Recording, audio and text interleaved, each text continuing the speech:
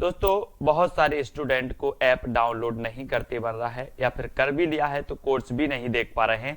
तो मैं आज उनको बता दूं कि ये जो सेल्फ स्टडी क्लासेस इस प्रकार से जब आप प्ले स्टोर से करते हैं तो ये आपका वेल जो है आइकन उसमें लगा हुआ है ना। तो इस प्रकार से सेल्फ स्टडी क्लासेस आपको सर्च करना है और ऐसे आइकन में आपको ऐप मिलने वाला है। ठीक है, तो दोस्तों हम देखें कि प्ले स्टोर में आपको इस प्रकार से दिखेगा ये सेल्फ स्टडी क्लासेस। ठीक है, ये प्ले स्टोर में आपको सेल्फ स्टडी क्लासेस का ऐप दिखने वाला है। ठीक है, ये इमेज उसमें डली है, ये आइकन, ये लोगो उसमें डला है। ठीक है, अब दोस्तों इसको इंस्टॉल करना है, यहां से आप इंस्टॉल करेंगे। ठीक है, अब इंस्टॉल करेंगे तो वहां पर आपको नंबर मांगेगा, जीमेल नंबर मांगेगा, तो आपको ओटीपी आएगा, तो आप रजिस्टर करके आगे बढ़ेंगे। तो साथियों आज का सेशन स्टार्ट हो चुका है और दोस्तों जिन भी साथियों ने अभी तक सेल्फ स्टडी क्लासेस का ऐप डाउनलोड नहीं किया है, आप सेल्फ स्टडी क्लासेस का ऐप जरूर डाउनलोड करें। दोस्तों आपको क्या करना है, प्ले स्टोर में सर्च करना है सेल्फ स्टडी क्लासेस। ठीक है, तो ये पूरा आपको लिखा मिल जाएगा और ऐप आपको डाउनलोड कर लेना। अगर दोस्तों आप हिंदी साहित्य की तैयारी कर रहे हैं, UK, LT, TGT, PGT, Punjab master cadre या फिर जूनियर टेट एग्जाम की तैयारी कर रहे हैं, तो दोस्तों ये वीडियो आपके लिए है। ये ऐप जो है सेल्फ स्टडी क्लासेस, ये आपके लिए। ठीक है, तो जिन भी साथियों ने अभी तक वीडियो को लाइक नहीं किया वो जल्दी से लाइक करें और वीडियो को दोस्तों अपने मित्रों तक शेयर जरूर करें। आज हम द्विवेदी योग को पढ़ने वाले, इसके पहले दोस्तों हमने भारतेंदु योग को पढ़ा आधुनिक काल में। आज अपन द्विवेदी योग को पढ़ेंगे। द्विवेदी योग में आपको बताना है कि द्विवेदी योग का जो नामकरण किया गया वो किसके नाम पर किया गया, ये आपको चयन करना है। ठीक है, तो सभी साथी ऐसे हैं जिन्होंने सेल्फ स्टडी क्लासेस का ऐप डाउनलोड कर लिया है, तो जल्दी जल्दी से फटाफट से उत्तर बताएंगे। द्विवेदी योग नामकरण किया है तो किसने किया है बताइए, है ना, किसके नाम पर किया गया है, ये क्वेश्चन आपको बताना है। तब आपका यहां पर बिल्कुल द्विवेदी योग नामकरण किया गया, ये आपसे पूछा गया और आपने बिल्कुल सही आंसर चयन किया है कि महावीर प्रसाद द्विवेदी। महावीर प्रसाद द्विवेदी के नाम पर दोस्तों द्विवेदी योग का नाम पड़ा और महावीर प्रसाद द्विवेदी आपको पता है कि द्विवेदी योग के श्रेष्ठ दोस्तों कवि लेखक माने जाते हैं। और द्विवेदी जो महावीर प्रसाद द्विवेदी हैं, ये सरस्वती पत्रिका के क्या बने थे, सरस्वती पत्रिका के दोस्तों ये संपादक बने थे। कब बने थे, 1903 में। और सरस्वती पत्रिका यानी कि दोस्तों 1900 ईस्वी से ही द्विवेदी योग का आरंभ माना जाता है, 1900 ईस्वी से। ठीक है, ये आपको याद रख लेना। द्विवेदी योग का नामकरण महावीर प्रसाद द्विवेदी के नाम पर किया गया। इन्होंने गद्य और पद्य दोनों के लिए खली बोली में सामान्य बोलचाल की भाषा को प्राथमिकता देने की वकालत की। इनके द्वारा दोस्तों रचित अनुदित व मौलिक 80 ग्रंथ हैं और इनके प्रमुख काव्य संग्रह हैं काव्य मंजूषा, सुमन, काव्य कुंज, अबला विलाप, ये सभी इनकी दोस्तों रचनाएं मानी जाती हैं। ठीक है, ये चीज आपको याद रखना है यहां पर। अब आप पढ़ते हैं अगला क्वेश्चन। अगला क्वेश्चन यहां पर आपको बताना है दोस्तों सैरंध्री के रचनाकार कौन, ये क्वेश्चन आपसे पूछा गया। तो फिलहाल यहां पर तो आपको उत्तर दिख रहा होगा कि सैरंध्री के रचनाकार कौन माने जाते हैं, तो उत्तर है आपका मैथिली शरण गुप्त। ये क्वेश्चन पूछा गया है दोस्तों, सैरंध्री के रचनाकार कौन है। सैरंध्री के रचनाकार मैथिली शरण गुप्त हैं। यह गुप्त जी द्वारा रचित नाटक है। सैरंध्री नाटक किसका है, तो ये मैथिली शरण गुप्त का है। इनके द्वारा रचित नाटक है रंग में भंग, राजा प्रजा, है ना, ये आपको याद रख लेना दोस्तों। वन वैभव, विकट भट्ट, ब्रहणी, ब्रजांगना, है ना, बैतालिक, शक्ति, स्वदेश, ये इनकी बहुत ही महत्वपूर्ण रचनाएं मानी जाती हैं, इनको याद रख लेना है। और सैरंध्री भी किसकी है दोस्तों, मैथिली शरण गुप्त की रचना मानी जाती है, ये आपको याद रख लेना। ठीक है, बी नंबर आपका मैथिली शरण गुप्त बिल्कुल सही हो जाएगा। ठीक है, अगला क्वेश्चन आपको यहां पर अब चयन करना है।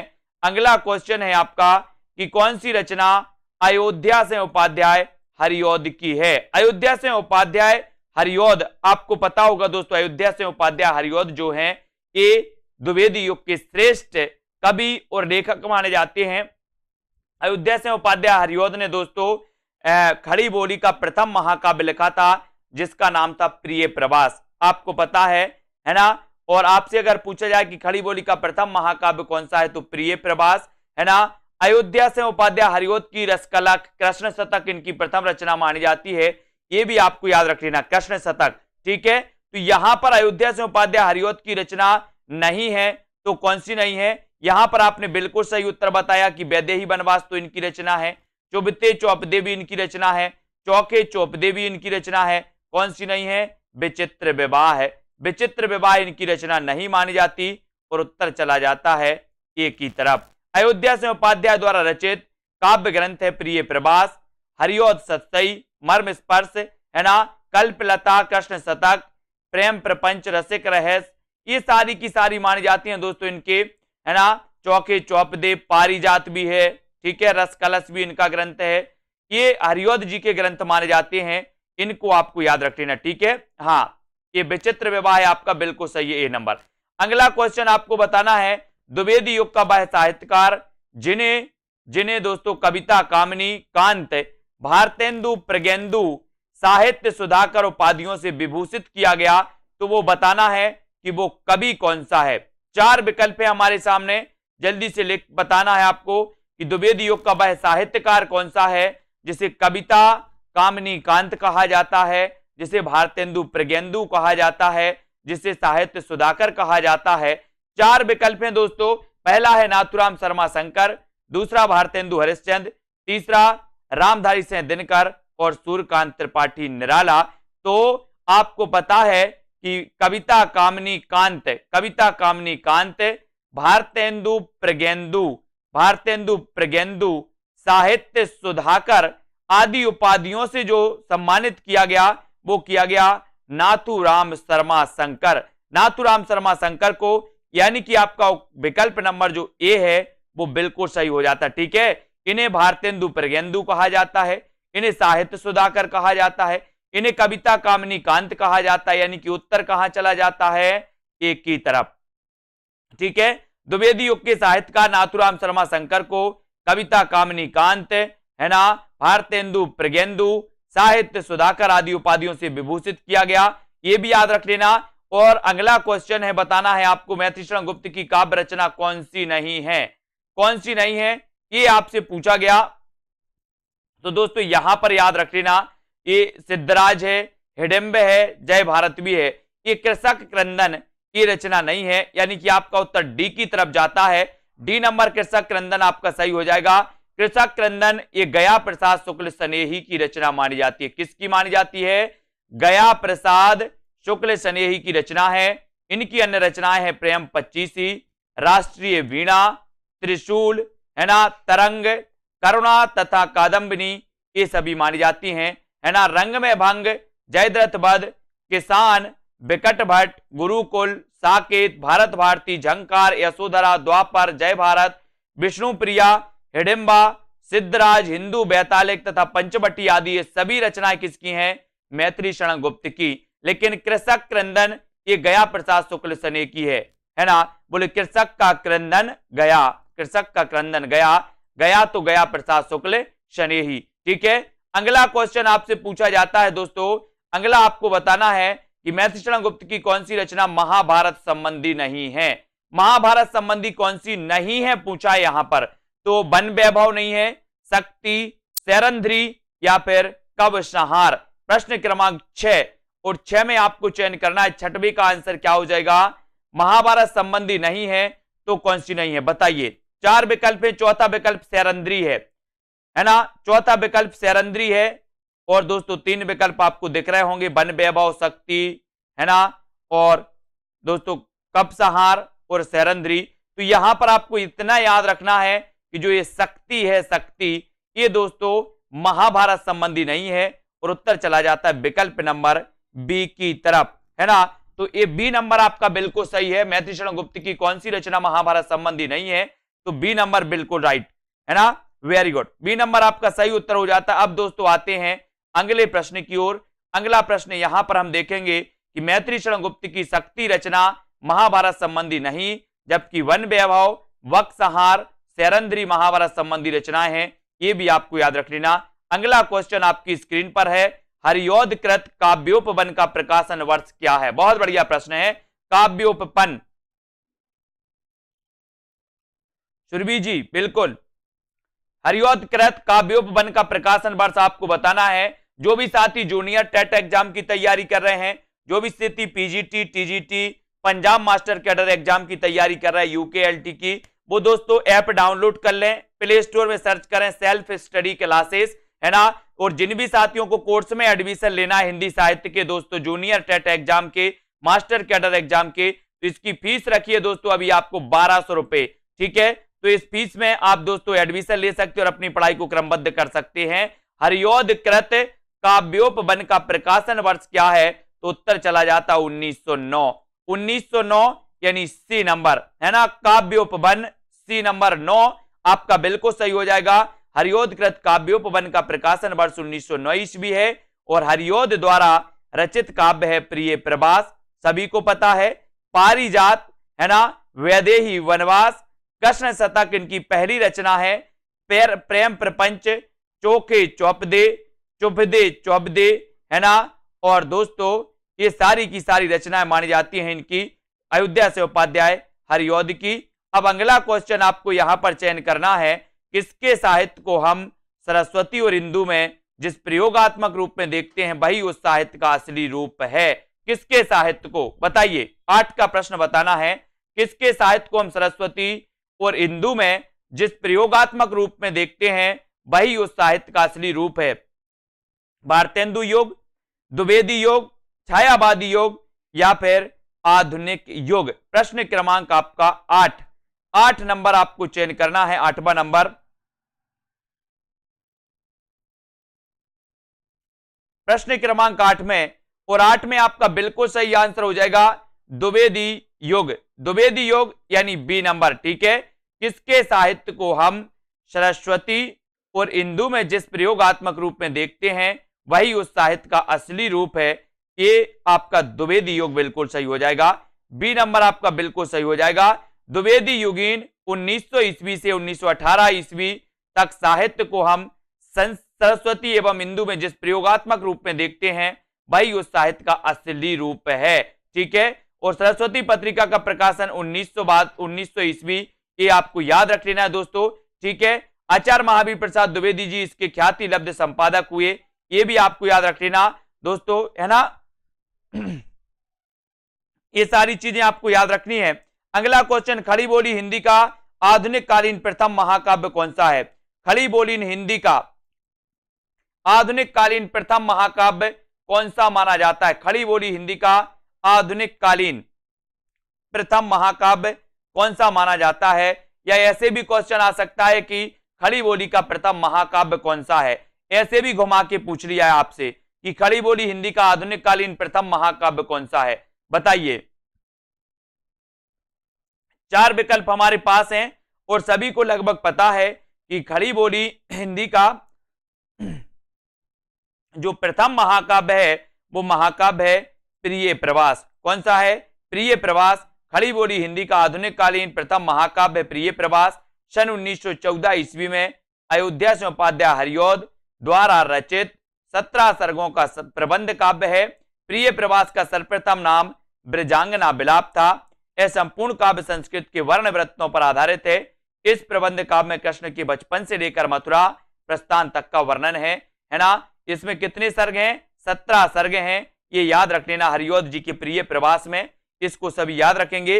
विख्यात जीवन व्रत हमारा लोक हित एकांत था, आत्मा अमर है देह नश्वर ए अटल सिद्धांत था। उपर्युक्त पंक्तियां किस कृति में संग्रहित हैं, बताइए किस कृति में संग्रहित हैं। विख्यात जीवन व्रत हमारा कौन सी कृति में संग्रहित है दोस्तों, ये 4 विकल्प आपको चयन करना है।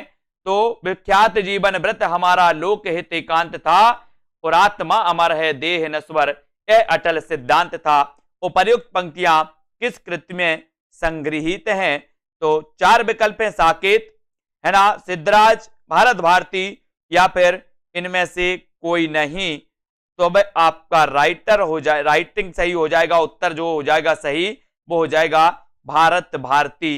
भारत भारती में ये दोस्तों विख्यात जीवन व्रत हमारा लोक हित एकांत था, आत्मा अमर है देह नश्वर यह अटल सिद्धांत था। ये जो पंक्तियां हैं ये भारत भारती की पंक्तियां हैं और भारत भारती के रचनाकार कौन है, मैथिली शरण गुप्त, है ना, याद रख लेना। राष्ट्रीय काव्यधारा की रचना है, इसी रचना की प्रसिद्धि के कारण उन्हें राष्ट्र कवि की संज्ञा भी दी गई, ये भी आपको पता होगा। है ना। उपर्युक्त पंक्ति भारत भारती में संग्रहित है। 1912 ईस्वी में रचित भारत भारती ग्रंथ के लेखक मैथिली शरण गुप्त हैं। याद रख लेना, मैथिली शरण गुप्त का उपनाम कभी अगर आपसे पूछा जाए तो इनका उपनाम मधुप था। क्या नाम उपनाम था? इनका उपनाम था दोस्तों मधुप। किसका? मैथिली शरण गुप्त का। और इन्हें दद्दा भी कहते थे। क्या? दद्दा। ठीक है, ये राष्ट्रकवि थे। राष्ट्रकवि इन्हें दोस्तों मैथिली शरण गुप्त की जो भारत भारती इसकी प्रसिद्धि के कारण महात्मा गांधी ने राष्ट्रकवि की उपाधि दी थी, है ना। और इनका उपनाम क्या था? मधुप। और दद्दा भी इनका उपनाम था। कभी अगर एग्जाम में आ जाए तो छोड़ना नहीं। द्विवेदी युग की कविता है तो कौन सी है? उपदेशात्मक एवं इतिवृत्तात्मक कविता है ना। प्रकृति चित्रात्मक है, नव जागरण परक है, या फिर नारी चेतनात्मक है? बताइए। प्रश्न क्रमांक आपका 11 है। 11 में द्विवेदी युग की कविता बताना है। कविता है तो किस प्रकार की है, या कविता की विशेषता है तो वो किस प्रकार की विशेषता है? द्विवेदी युग की कविता है तो आपका सही उत्तर हो जाएगा उपदेशात्मक एवं इतिवृत्तात्मकता, है ना। इतिवृत्तात्मक यानी ए नंबर आपका बिल्कुल सही है ना। द्विवेदी युग की कविताओं में उपदेशात्मक एवं इतिवृत्तात्मक प्रमुख रूप से पाया जाता है। इतिवृत्तात्मक का नहीं होता है दोस्तों वस्तु वर्णन, है ना। और द्विवेदी युग को जागरण सुधार काल भी कहा जाता है। ये क्वेश्चन कई बार आया है कि जागरण सुधार काल किसे कहा जाता है? जागरण सुधार काल किसे कहा जाता है? ठीक है, तो आपको बताना है कि वो कहा जाता है द्विवेदी युग को। ठीक है, अगला है मैथिली शरण गुप्त ने इतिहास के उपेक्षित नारी पात्र को निम्न पुस्तक में प्रतिष्ठित किया, है ना। इतिहास के उपेक्षित नारी पात्र को किस पुस्तक में प्रतिष्ठित किया? बताइए। भारत भारती में, रंग में भंग, या फिर द्वापर, या फिर साकेत में? आपको पता है दोस्तों, है ना, बोले सर राम के साथ तो सीता वनवास गई थी, है ना, लेकिन लक्ष्मण के साथ उर्मिला नहीं गई थी। और ये इतिहास उपेक्षित नारी मानी जाती हैं दोस्तों, है ना, कि राम की सीता और राम का वियोग तो सबने देखा, लेकिन उर्मिला और लक्ष्मण का वियोग किसी ने नहीं देखा। यानी कि इतिहास के उपेक्षित नारी पात्र को निम्न पुस्तक में प्रतिष्ठित किया गया, तो वो पुस्तक है साकेत, है ना। साकेत मैथिली शरण गुप्त जी का महाकाव्य है और ये राम काव्य पर आधारित महाकाव्य माना जाता है दोस्तों, याद रख लेना।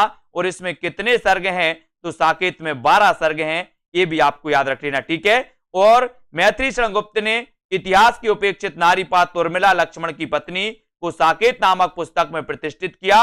हिंदी साहित्य में रामचरितमानस के बाद राम काव्य का दूसरा स्तंभ मैथिली शरण गुप्त कृत साकेत है ना। और भारत भारती, रंग में भंग, द्वापर, यशोधरा, पंचवटी, बिकट भट्ट, ये बिकट आया, बिकट भट्ट कई बार एग्जाम में पूछी गई ये रचना। झंकार, विष्णु प्रिया भी पूछी गई, किसकी रचना है? ये भी मैथिली शरण गुप्त की मानी जाती है ना। अब दोस्तों यहां पर आपको बताना है क्या हो जाएगा। द्विवेदी युग का एक और नाम है, तो क्या नाम है? बताइए। द्विवेदी युग का एक और क्या नाम है? संक्रांति काल इसे कहते हैं, संधि काल कहते हैं, गद्य काल, या फिर जागरण सुधार काल कहते हैं। द्विवेदी युग का एक अन्य नाम क्या है? प्रश्न क्रमांक 13 में आपको उत्तर चयन करना है।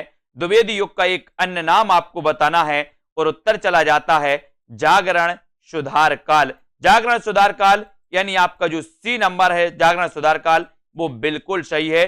द्विवेदी युग का एक और नाम जागरण सुधार काल है।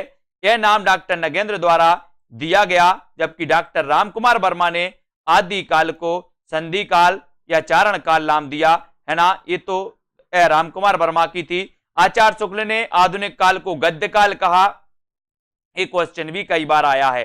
ठीक है, अब दोस्तों यहां पर द्विवेदी युगीन साहित्य में किस प्रवृत्ति की प्रमुखता नहीं है? द्विवेदी युगीन साहित्य में किस प्रवृत्ति की प्रमुखता नहीं है? तो गद्यात्मकता की, काव्यात्मकता की, इतिवृत्तात्मकता की, या फिर वैचारिकता की? द्विवेदी युगीन साहित्य में किस प्रवृत्ति की प्रमुखता नहीं है? बताइए।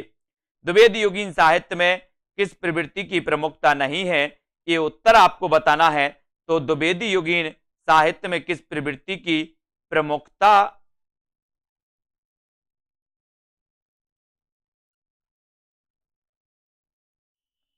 तो यहां पर आपका उत्तर हो जाएगा दोस्तों काव्यात्मकता। ये बी नंबर सही हो जाएगा। यहां पर ये डी नहीं होगा। काव्यात्मकता आपका बिल्कुल सही हो जाएगा, क्योंकि इतिवृत्तात्मकता की प्रमुख विशेषता मानी जाती है ना। तो ये बी नंबर आपका बिल्कुल सही है। गद्यात्मकता, वैचारिकता द्विवेदी युग प्रधान प्रवृत्तियां रही हैं।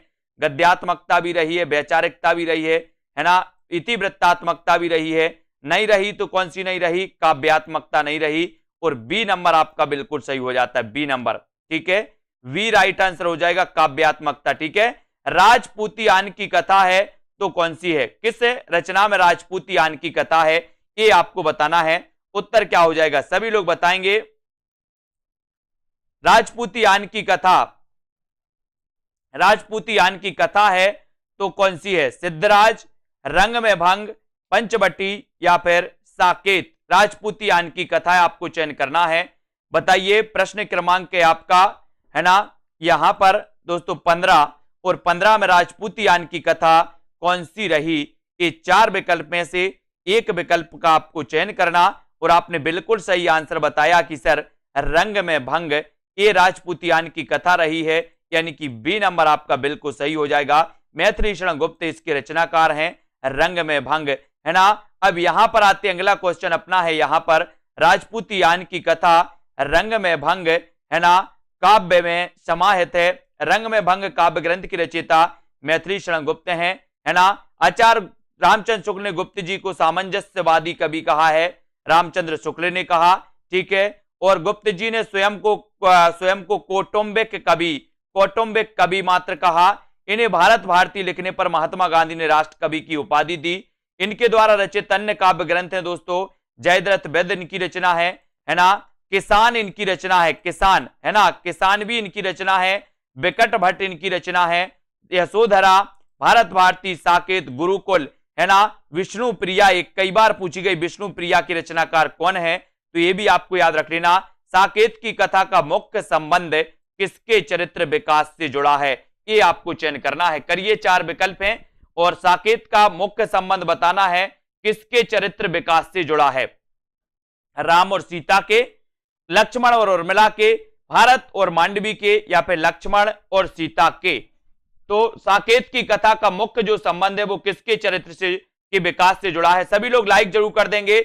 और जिन भी साथियों ने अभी तक self study classes app download नहीं किया है वो प्ले स्टोर में सर्च करें सेल्फ स्टडी क्लासेस, है ना, और ऐप डाउनलोड कर लें। जिन भी साथियों को एडमिशन लेना है कोर्स में हिंदी साहित्य, हिंदी व्याकरण के, जहां पर आपको टॉपिक वाइज टेस्ट भी मिलेंगे, जहां पर आपको हिंदी व्याकरण भी पढ़ाई जाएगी, जहां पर आपको हिंदी साहित्य भी, विस्तृत अध्ययन प्लस की वीडियो भी आपको पढ़ाए जाएंगे, है ना। तो साकेत की कथा का मुख्य संबंध किसके चरित्र विकास से जुड़ा है, तो वो जुड़ा है लक्ष्मण और उर्मिला, यानी कि बी नंबर आपका बिल्कुल सही है।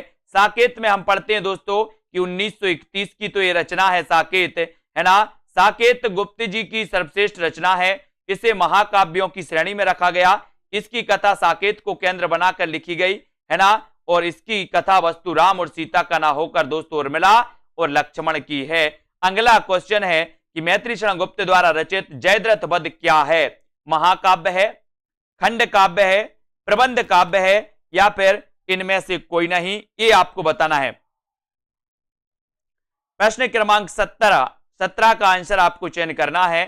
17 का आंसर क्या हो जाएगा? और यहां पर मैथिली शरण गुप्त द्वारा रचित जयद्रथ वध ये क्या है? ये कह दे, ये बोलो खंड काव्य है। क्या है? खंड काव्य। ये दोस्तों प्रबंध काव्य के 2 भेद होते हैं। प्रबंध काव्य के एक भेद होता है महाकाव्य, एक होता है खंड काव्य। यहां खंड काव्य दिया है, हम खंड काव्य ही लगाएंगे, ठीक है, सी नंबर लगाएंगे, सी नंबर खंड काव्य है, ठीक है। मैथिली शरण गुप्त द्वारा रचित जयद्रथ वध एक खंड काव्य है। किसी महाकाव्य के आंशिक रूप का अनुसरण करने वाली विधा दोस्तों क्या कहलाती है? एक खंड काव्य कहलाती है, ठीक है, इसको याद रखेंगे। मैथिली शरण गुप्त द्वारा रचित जयद्रथ वध में महाभारत के अर्जुन द्वारा जयद्रथ के वध किए जाने की घटना का इसमें वर्णन किया गया है ना।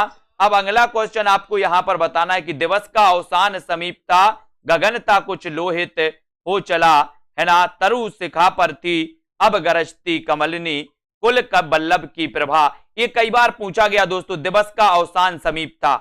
ये दिवस का अवसान समीपता, ये पंक्ति आपको बताना है कि ये पंक्ति किससे है दोस्तों? आंसू से है, परिवर्तन से, किसान से, या प्रिय प्रवास से। यानी कि किस रचना से लिया गया है? बताइए, ये पंक्ति किस रचना से ली गई है, ये बताना है। प्रश्न क्रमांक 18 में दिवस का अवसान समीप था, है ना, गगनता कुछ लोहित हो चला, तरु शिखा पर थी अब राजती कमलिनी, है ना। ये क्वेश्चन कई बार आया। और दिवस का अवसान समीप था, बोले किसके दिवस का? बोले प्रिय प्रभास, प्रिय के प्रभास का दिवस का अवसान समीप था। याद रख लेना, प्रिय प्रभास आपका सही होगा। प्रिय प्रभास खड़ी बोली का प्रथम महाकाव्य, है ना। इसमें 17 सर्ग हैं प्रिय प्रभास में, ये भी याद रख लेना। और ये दोस्तों किसकी रचना है? अयोध्या से उपाध्याय हरिऔध, है ना। उक्त काव्य पंक्तियों का संबंध दोस्तों द्विवेदी युग के श्रेष्ठ कवि माने जाते हैं अयोध्या से उपाध्याय हरिऔध, और इन्हें कवि सम्राट कहा जाता है। किसे, अगर आपसे कभी पूछा जाए कि कवि सम्राट किसे कहा जाता है, तो अयोध्या से उपाध्याय हरिऔध को। इन्होंने दोस्तों निःशुल्क नागरिक प्रचारणी सभा और साहित्य की सेवा के लिए इन्हें कवि सम्राट की उपाधि दी गई थी, है ना। 1914 ईस्वी में रचित प्रिय प्रभास 17 सर्ग इसमें माने जाते हैं। इसको आपको याद रख लेना दोस्तों। और यहां पर अगला क्वेश्चन आपको बताना है कि द्विवेदी जी ने किस भाषा को कविता के सिंहासन से उतारकर खड़ी बोली को प्रतिष्ठित करने में काफी योगदान दिया? तो बताइए, 4 विकल्प हैं, फारसी भाषा, संस्कृत भाषा, ब्रज भाषा या फिर पाली भाषा। किस भाषा को उतारकर दोस्तों खड़ी बोली को प्रतिष्ठित करने में काफी योगदान दिया? वो ऐसे दोस्तों कवि कौन थे, ऐसे लेखक कौन थे? तो वो लेखक कौन थे दोस्तों, ये भी आपको पता है कि वो महावीर प्रसाद द्विवेदी थे। लेकिन किस भाषा को उतारा था इन्होंने?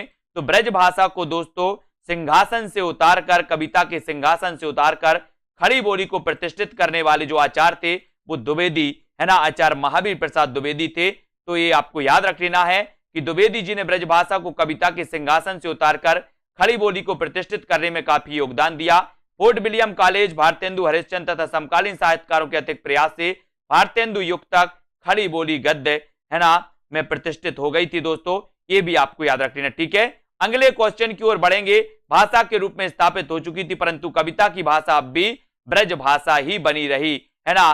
चिरगांव किस कवि का जन्म स्थान है? चिरगांव जिला झांसी, बताइए, चिरगांव जिला झांसी किस कवि का जन्म स्थान है? माखनलाल चतुर्वेदी का, मैथिली शरण गुप्त, सुमित्रा कुमारी चौहान या फिर सुमित्रा नंदन पंत। चिरगांव किस कवि का जन्म स्थान है, ये आपको बताना है। प्रश्न क्रमांक है आपका 20 का आंसर आपको बताना है कि चिरगांव किस कवि का जन्म स्थान माना जाता है। माखनलाल चतुर्वेदी का तो नहीं है, किसका है बताइए।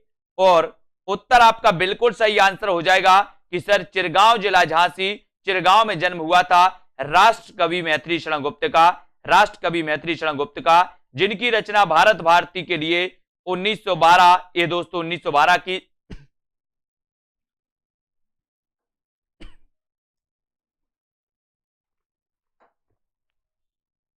इसको याद रख लेना।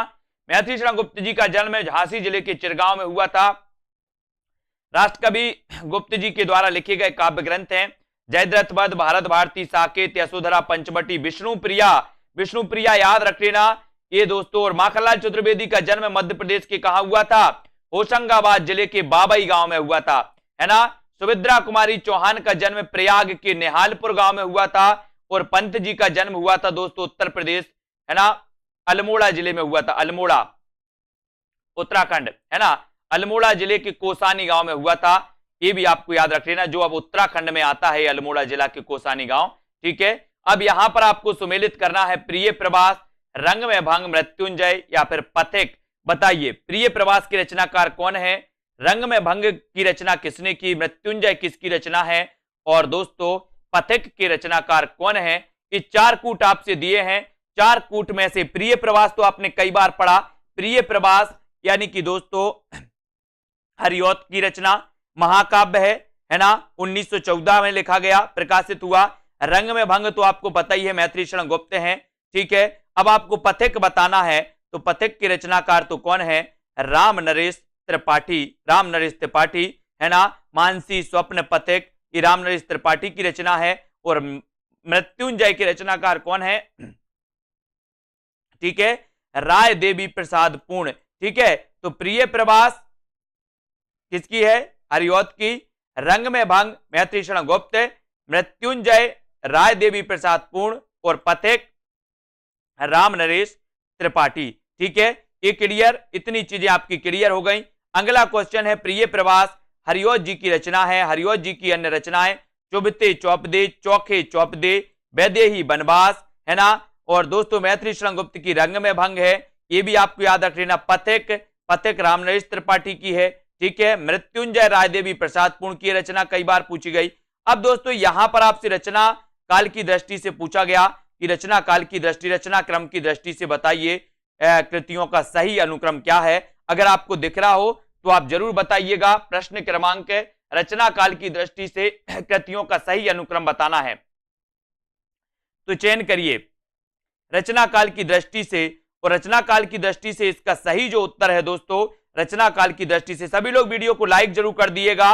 ये दोस्तों आपका प्रिय प्रवास, साकेत, तुलसीदास और कृष्णायन, ये माने जाती है, बिल्कुल सही है। इनके बारे में अपन यहां पर पढ़ेंगे कि प्रिय प्रवास का रचना काल 1914, साकेत 1931, तुलसीदास 1938, कृष्णायन 1943, है ना। प्रिय प्रवास अयोध्या से उपाध्याय हरिओत की, साकेत मैथिली शरण गुप्त की, तुलसीदास सूर्यकांत त्रिपाठी निराला की रचना है तुलसीदास, और कृष्णायन द्वारिका प्रसाद की रचना है। ठीक है, इनको आपको याद रख लेना। और दोस्तों आपको पता है कि हिंदी में रामचरितमानस के बाद राम काव्य का जो दूसरा स्तंभ माना जाता है वो साकेत महाकाव्य माना जाता है। राम काव्य पर आधारित महाकाव्य है दोस्तों, इसको अपन को याद रख लेना है। फिर बढ़ते हैं अगले क्वेश्चन की ओर। अगला क्वेश्चन आपको यहां पर चयन करना है। अगला क्वेश्चन आपको बताना है कि यहां पर चयन करिए। ये है दोस्तों आपका क्वेश्चन, आपको बताना है कि करते करते तुलसीदास भी कैसे मानस नाद, है ना, महावीर का यदि उन्हें मिलता नहीं प्रसाद। उक्त पंक्तियों के रचनाकार कौन है बताइए। ये उक्त पंक्ति किसी, करते तुलसीदास भी कैसे मानस नाद, महावीर का यदि उन्हें मिलता नहीं प्रसाद। उक्त पंक्तियों के रचनाकार आपको बताना है। ये पंक्ति किसकी है, ये पंक्ति आपको बताना है। और ये पंक्ति है दोस्तों मैथिली शरण गुप्त की, है ना। उक्त कवियों की रचना, पंक्तियों के रचनाकार राष्ट्रकवि मैथिली शरण गुप्त हैं, है ना। और दोस्तों मैथिली शरण गुप्त की निम्न कृतियां भारत भारती, पंचवटी, यशोधरा, झंकार, झंकार भी इनकी रचना है। ठीक है, ये मैथिली शरण गुप्त की पंक्ति मानी जाती है, पूछी गई है कई बार। और अगला क्वेश्चन है इतिवृत्तात्मकता किस काव्य युग की प्रमुख विशेषता है। ये क्वेश्चन तो कई बार आया, इतिवृत्तात्मकता के बारे में आपसे पूछा जाता है। और जिन भी साथियों ने अभी तक self study classes app download नहीं किया है वो आज ही दोस्तों सेल्फ स्टडी क्लासेस ऐप को डाउनलोड कर लें। ठीक है, और दोस्तों अपनी पढ़ाई को स्टार्ट कर दें। जिन भी साथियों को जूनियर टेट एग्जाम के लिए कोर्स में एडमिशन लेना है, जिन भी साथियों को टीजीटी पीजीटी के लिए कोर्स में एडमिशन लेना है, तो फीस मात्र 1200 रखी गई है। 1 साल तक वैलिड रहेगा ये आपका कोर्स, है ना। तो आप अध्ययन कर सकते हो। इतिवृत्तात्मकता किस युग की प्रमुख विशेषता है, उत्तर चला जाता है द्विवेदी युग की, है ना। इतिवृत्तात्मकता मतलब होता है वस्तु वर्णन, है ना। और वस्तु वर्णन द्विवेदी युग की प्रमुख विशेषता है, जिसकी सबसे मुख्य विशेषता देशभक्ति एवं राष्ट्रीय जागरण का उद्दीप्त स्वर माना जाता है। अगला क्वेश्चन आपकी स्क्रीन पर है साथियों, वैदेही बनवास के लेखक कौन है, आपको चयन करना है। 25 का उत्तर आपको बताना है, वैदेही बनवास। और अपन ने पढ़ी है दोस्तों, है ना, कौन कौन सी पढ़ी है, पारिजात पढ़ ली, कृष्ण शतक पढ़ ली, रसकलश पढ़ ली, प्रिय प्रवास पढ़ ली, वैदेही बनवास पढ़ ली, चौके चौपदे पढ़ ली, चुभते चौपदे पढ़ ली। ये सारी रचनाएं किसकी मानी जाती हैं, है ना। ये सारी रचनाएं मानी जाती हैं दोस्तों किसकी, अयोध्या से उपाध्याय हरिओत की। इन्हें कवि सम्राट कहा जाता है, ये भी याद रख लेना, कवि सम्राट की उपाधि से सम्मानित किया गया इनके लिए। और दोस्तों अयोध्या से उपाध्याय हरिओत याद रख लेना, ये द्विवेदी युग के श्रेष्ठ कवि माने जाते हैं। इनकी वैदेही बनवास इनकी रचना है और कई बार पूछी भी गई है। आधुनिक हिंदी कविता में द्विवेदी युग का समय बताना है, द्विवेदी युग की सीमा बताना है। दोस्तों द्विवेदी युग का काल क्या था, इसका चयन आपको करना है। सभी लोग राइट जरूर कर देना, सभी लोगों को राइट जरूर करना है। ठीक है, और दोस्तों है ना, पूरा आपको राइट यहां पर करना है। ठीक है, तो आधुनिक हिंदी कविता में द्विवेदी युग का काल सीमा कब तक माना जाता है, ये उत्तर आपको बताना है। जल्दी से बताएं अनीता जी, एक ही प्रश्न में थोड़ी बैठे रहेंगे अपन लोग, है ना। बताइए आधुनिक हिंदी कविता में द्विवेदी युग का काल सीमा कब तक माना जाता है। जितना आपके लिए इंपॉर्टेंट होता है वो आपको बताया जाता है। ठीक है, और जिनको एक्स्ट्रा पढ़ना है वो बुक से भी पढ़ सकते हैं। आधुनिक हिंदी कविता में द्विवेदी युग का काल सीमा कब तक माना जाता है, तो वो माना जाता है 1900 से दोस्तों, यहां पर विकल्पानुसार जो है वो 1900 से 1918, वैसे 1900 से 1920 भी माना जाता है। याद रख लेना, क्योंकि 1918 से छायावाद का उदय हो जाता है, इसलिए विकल्पानुसार अपन उत्तर लगाएंगे 1900 से 1918, यानी कि डी नंबर। ठीक है, इसको याद रख लेना। अगला क्वेश्चन, इनमें से कौन सा कवि द्विवेदी युग का है, ये प्रश्न क्रमांक 27 का आंसर बताना है। द्विवेदी युग का कवि कौन सा है, ये बताइए। बद्रीनारायण चौधरी प्रेमघन, राधा कृष्णदास, है ना, जसवंत सिंह, गया प्रसाद शुक्ल स्नेही। प्रश्न क्रमांक 27 बताइए, द्विवेदी युग का है तो कौन सा है, इनमें से कौन सा कवि द्विवेदी युग का है, ये आपको चयन करना है। तो द्विवेदी युग का कवि कौन सा है, बद्रीनारायण चौधरी प्रेमघन है क्या, है ना, राधा कृष्णदास है, जसवंत सिंह है, या फिर गया प्रसाद शुक्ल स्नेही। द्विवेदी युग का कवि कौन सा है, 4 विकल्प हैं। सेल्फ स्टडी क्लासेस ऐप जरूर डाउनलोड करना है आपको साथियों, है ना, और आपको विस्तृत अध्ययन पढ़ना है, ट्रिक से पढ़ना है, टॉपिक वाइज टेस्ट भी लगाना है। तो एक ही कोर्स में आपको ये सब कुछ मिलने वाला है। मात्र एक कोर्स आपको 1200 रुपए में दोस्तों एडमिशन इसमें आप ले सकते हो, कभी भी ले सकते हो। और द्विवेदी युग का कभी आपसे पूछा गया तो आपने बता दिया गया प्रसाद शुक्ल स्नेही, और उत्तर चला जाता है डी की तरफ। डी नंबर आपका बिल्कुल सही हो जाता है। ये द्विवेदी युग के कवि माने जाते हैं, कौन, गया प्रसाद शुक्ल स्नेही जी। इनको अपन को याद रख लेना है। और यहां पर दोस्तों याद रख लेना है, बद्रीनारायण चौधरी की बात करें तो इनका पूरा नाम था बद्रीनारायण चौधरी प्रेमघन, है ना। और दोस्तों आपको पता है कि ये प्रेमघन का जन्म हुआ था 1855 में, आपको पता होगा, है ना। राधा कृष्णदास का 1865 में। भारतेंदु युग के ये कवि माने जाते हैं, जबकि गया प्रसाद शुक्ल स्नेही 1883, यानी कि ये द्विवेदी युग के कवि माने जाते हैं। इनको भी याद रख लेना। जसवंत सिंह तो आपको पता ही है, इनकी भाषा भूषण रचना है और ये रीतिकाल के कवि हैं। ठीक है, अब अगला क्वेश्चन है, चौपट चपेट और मयंक मंजरी। चौपट चपेट और मयंक मंजरी नाटकों की रचनाकार कौन है, बताइए। चौपट चपेट और मयंक मंजरी, बढ़िया प्रश्न है। चौपट चपेट मयंक मंजरी नाटकों के रचनाकार आपको चयन करना है। किशोरी लाल गोस्वामी है, बाबू राम कृष्ण वर्मा है ना, या फिर मथुरा प्रसाद चौधरी, या फिर रूप नारायण पांडे हैं। तो चौपट चपेट और मयंक मंजरी के रचनाकार आपको बताना है। तो चौपट चपेट, बोले सर चपेटा खेलते हैं, किशोर किशोरियां चपेटा, आपने देखा होगा गांव में, है ना, एक खेल होता है चपेटा, है ना। तो चपेटा और मयंक मंजरी एक किशोरी लाल गोस्वामी जी के नाटक माने जाते हैं, और उत्तर चला जाता है आपका एक ही तरफ। ये नंबर आपका बिल्कुल सही हो जाता है। ठीक है, फिर अगला क्वेश्चन यहां पर आता है दोस्तों। अगला क्वेश्चन आपको बताना होता है कि द्विवेदी युग के सर्वश्रेष्ठ प्रगीतकार कौन माने जाते हैं। द्विवेदी युग के सर्वश्रेष्ठ प्रगीतकार कौन माने जाते हैं, रूप नारायण पांडे, लोचन प्रसाद पांडे, मुकुटधर पांडे, या फिर इनमें से कोई नहीं। द्विवेदी युग के सर्वश्रेष्ठ बताना है, द्विवेदी युग के सर्वश्रेष्ठ प्रगीतकार कौन माने जाते हैं। प्रश्न क्रमांक 29 और 29 द्विवेदी युग के दोस्तों सर्वश्रेष्ठ प्रगीतकार माने जाते हैं मुकुटधर पांडे। कौन माने जाते हैं, मुकुटधर पांडे, यानी कि आपका सी बिल्कुल सही है। और मुकुटधर पांडे को आचार्य रामचंद्र शुक्ल ने छायावाद का प्रवर्तक माना, है ना। मुकुटधर पांडे ने छायावाद शब्द का सबसे पहले प्रयोग किया। मुकुटधर पांडे ने स्वच्छंदतावाद शब्द का सबसे पहले प्रयोग किया।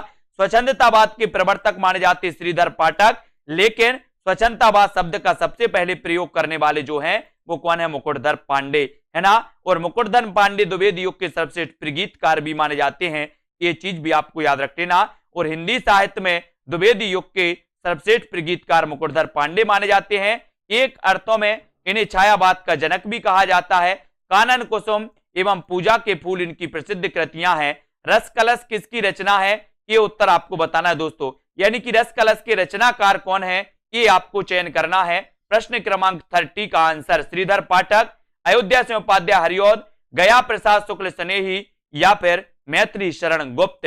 रस कलश किसकी रचना है, ये सभी लोग आंसर बताना है। कुरैशी जी बताइए, रस कलश के रचनाकार कौन है। आपको पता है कि कृष्ण शतक दोस्तों, कृष्ण शतक अयोध्या सिंह उपाध्याय हरिऔध की पहली रचना मानी जाती, कौन सी, कृष्ण शतक। और ये जो रस कलश है ये भी रचना किसकी है, अयोध्या सिंह उपाध्याय हरिऔध की। इनकी रचना, ये रचनाएं दी है रस कलश की रचनाकार है ना, अयोध्या से उपाध्याय हरिऔध, गुणवंत हेमंत श्रीधर पाठक की, भारत भारती मैथिली शरण गुप्त, प्रेम पचेसी गया प्रसाद शुक्ल सनेही की है, हरिऔध श्रीधर पाठक तथा मैथिली शरण गुप्त आदि ये द्विवेदी है ना मंडल के कवि माने जाते, द्विवेदी युग के कवि माने जाते। ठीक है, मैथिली शरण गुप्त की प्रतिभा का विकास सर्वाधिक किस साहित्य के रूप में देखने को मिलता है, ये बताना है दोस्तों। मैथिली शरण गुप्त की प्रतिभा का विकास सर्वाधिक किस साहित्य के रूप में देखने को मिलता है, ये आपको चयन करना है। सभी लोग आंसर चयन करेंगे और उत्तर आपका क्या हो जाएगा, उत्तर का आपको बताना है। और मैथिली शरण गुप्त की प्रतिभा का विकास सर्वाधिक किस साहित्य रूप में देखने को मिलता है, तो वो मिलता है प्रबंधकार के रूप में। प्रबंधकार के रूप में, यानी बी नंबर आपका बिल्कुल सही है, बी नंबर बिल्कुल सही हो जाएगा, प्रबंधकार के रूप में। इसको याद करेंगे, है ना। मैथिली शरण गुप्त की प्रतिभा का विकास सर्वाधिक प्रबंधकार के रूप में हिंदी साहित्य में देखने को मिलता है। ठीक है, रंग में भंग 1909, जयद्रथ वध, किसान, विकट भट्ट, गुरुकुल, साकेत, भारत भारती, झंकार, यशोधरा, द्वापर, जय भारत, पंचवटी, हिडिंबा, विष्णु प्रिया, इस सारी की सारी रचनाएं कुछ की मानी जाती हैं, मैथिली शरण गुप्त की। इन रचनाओं को याद करना है दोस्तों। मैथिली शरण गुप्त की कौन सी रचना नायिका प्रधान नहीं है, ऐसे भी क्वेश्चन आते हैं, नायिका प्रधान कौन सी रचना नहीं है, ये आपको बताना है। पंचवटी नहीं है, विष्णु प्रिया नहीं है, या फिर यशोधरा या साकेत नहीं है। इसका उत्तर सभी लोग बताएंगे, चयन करें सभी लोग, क्या हो जाएगा। मैथिली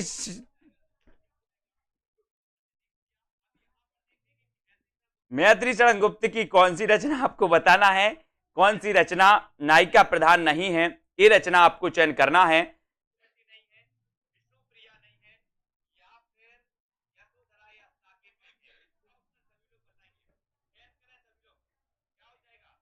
तब आपका बिल्कुल सही है, मैथिली शरण गुप्त की कौन सी रचना नायिका प्रधान नहीं है, उत्तर सही है दोस्तों, पंचवटी। ठीक है,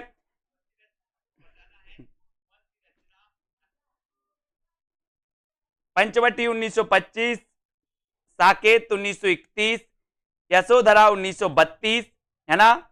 इन रचनाओं को आपको याद रखना है। और ये जो रचना है दोस्तों मैथिली शरण गुप्त की, जो पंचवटी रचना है, ये पंचवटी रचना क्या नहीं मानी जाती, नायिका प्रधान नहीं है, यानी कि आपका उत्तर बी नंबर बिल्कुल सही है। बी नंबर आपको चयन करना है यहां पर। ठीक है, बी नंबर, ये नायिका प्रधान नहीं मानी जाती, ये आपको याद रख लेना। यशोधरा आपको पता है दोस्तों, यशोधरा में महात्मा गौतम बुद्ध की पत्नी यशोधरा का वर्णन है, ये भी पता है। ठीक है, इनका दोस्तों खंड काव्य माना जाता है यशोधरा। ठीक है, बहुत बढ़िया।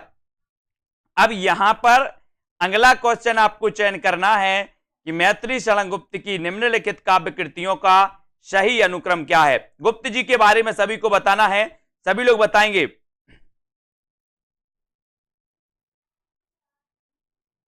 बताइए, मैथिली शरण गुप्त की काव्य कृतियों का सही अनुक्रम आपको चयन करना है, बताइए। हर्षदीप जी,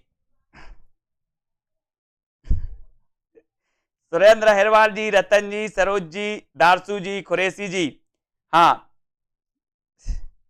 चयन करेंगे सभी लोग। उत्तर क्या हो जाएगा, मैथिली शरण गुप्त की निम्नलिखित काव्य कृतियों का सही अनुक्रम आपको चयन करना है, क्या उत्तर सही हो जाएगा। मैथिली शरण गुप्त की निम्नलिखित काव्य कृतियों का सही अनुक्रम आपको बताना है। तो दोस्तों सबसे पहले इनकी पंचवटी, साकेत, यशोधरा और द्वापर, ये रचनाएं आती हैं। पंचवटी, साकेत, यशोधरा और द्वापर रचना आती है। यहां पर याद रखना है दोस्तों, इनकी पंचवटी रंग में भंग 1909 मानी जाती है। ठीक है, जयद्रथ वध 1910 मानी जाती है, भारत भारती 1912, किसान 1917, पंचवटी 25, हिंदू 27, है ना, और विकट भट्ट 1929। ये क्रम में भी पूछे जाते हैं दोस्तों। ठीक है, ये आपको याद रख लेना है, ये पूछी जाती है। गुरुकुल 1929 में, झंकार 1929, साकेत 31, यशोधरा 32, द्वापर 1936, सिद्धराज 1936, जय भारत 52 और विष्णु प्रिया 1957 मानी जाती है। तो ये रचनाएं हमेशा पूछी जाती हैं। ठीक है, सभी लोग याद करना, रक्षित शर्मा जी, रीता जी। ठीक है, अब यहां पर आपको बताना है रंग में भंग नामक काव्य कृति के रचयिता कौन माने जाते हैं। प्रश्न क्रमांक 34, रंग में भंग बताना है। बताइए, जल्दी से लिखना है, कुछ नहीं हुआ है। मीनाक्षी जी, रतन जी, रंग में भंग नामक काव्य कृति के रचयिता बताना है। 1 इंच मुस्कान, है ना, मन्नू भंडारी और राजेंद्र यादव की 1 इंच मुस्कान मानी जाती है। ठीक है विशाल जी, रंग में भंग नामक काव्य कृति के रचयिता आपको चयन करना है। देवेंद्र जी, रंग में भंग नामक काव्य कृति के रचयिता आपको चयन करना है और उत्तर सही हो जाएगा आपका क्या, मैथिली शरण गुप्त। मैथिली शरण गुप्त, यानी कि सी नंबर सभी लोगों को पता है, रंग में भंग आपका बिल्कुल सही आंसर हो जाएगा। ठीक है, इस सी नंबर आपका बिल्कुल सही हो जाएगा। इस सी आपने जो चयन किया है बिल्कुल राइट आंसर है। रंग में भंग नामक कृति राजपूतानी आनबान। ऐसा भी क्वेश्चन कई बार आता है दोस्तों कि निम्न में से बताइए कि राजपूतानी आनबान की कथा पर आधारित कौन सी रचना है, तो वो है दोस्तों इनकी रंग में भंग। रंग में भंग, ये आपको याद रख लेना है। ठीक है, वेरी गुड। खड़ी बोली हिंदी का प्रथम महाकाव्य कौन सा है, ऐसा क्वेश्चन आता है और मैंने आपको बताया भी था। खड़ी बोली हिंदी का प्रथम महाकाव्य और खड़ी बोली हिंदी के प्रथम महाकवि, ये चयन करिए कौन माने जाते हैं। कविता कौमुदी, उद्धव चरित्र, प्रिय प्रवास या फिर लोकायतन। खड़ी बोली हिंदी का प्रथम महाकाव्य कौन सा है। खड़ी बोली हिंदी का प्रथम महाकाव्य सभी लोग बताएंगे और यहां पर आपका बिल्कुल सही आंसर है प्रिय प्रवास, है ना, प्रिय प्रवास, यानी सी नंबर आपका बिल्कुल सही है। ठीक है, कल्पना जी, ओम प्रकाश जी, हर्षवी जी, सी नंबर आपका। खड़ी बोली हिंदी का प्रथम महाकाव्य माना जाता है प्रिय प्रवास और खड़ी बोली हिंदी के प्रथम महाकवि माने जाते हैं दोस्तों, कौन माने जाते हैं महाकवि, अयोध्या से उपाध्याय हरिऔध। अयोध्या से उपाध्याय हरिऔध माने जाते हैं, ये चीज आपको याद रखनी। ठीक है, 1914 ईस्वी में अयोध्या से उपाध्याय हरिऔध द्वारा रचित प्रिय प्रवास हिंदी खड़ी बोली का प्रथम महाकाव्य है। और अगर आपसे क्वेश्चन पूछा जाए कि हिंदी खड़ी बोली के प्रथम महाकवि कौन है, तो महाकवि कौन होंगे जो महाकाव्य लिखेगा, यानी कि उत्तर कहां चला जाएगा, अयोध्या से उपाध्याय हरिऔध की तरफ। ठीक है, अगला क्वेश्चन आपकी स्क्रीन पर है, कौन सा काव्य ग्रंथ नहीं है। काव्य ग्रंथ कौन सा नहीं है, वैदेही वनवास, है ना, या फिर पथिक, भारत भारती या फिर रसक रंजन। कौन सा काव्य ग्रंथ नहीं है, ये आपको चयन करना है, कौन सा नहीं है बताइए। शिवानी सिंह जी, रीता जी, ज्योति जी, पार्टी होगी बिल्कुल, सभी को आमंत्रण सभी को जाएगा। कुरैशी जी, है ना,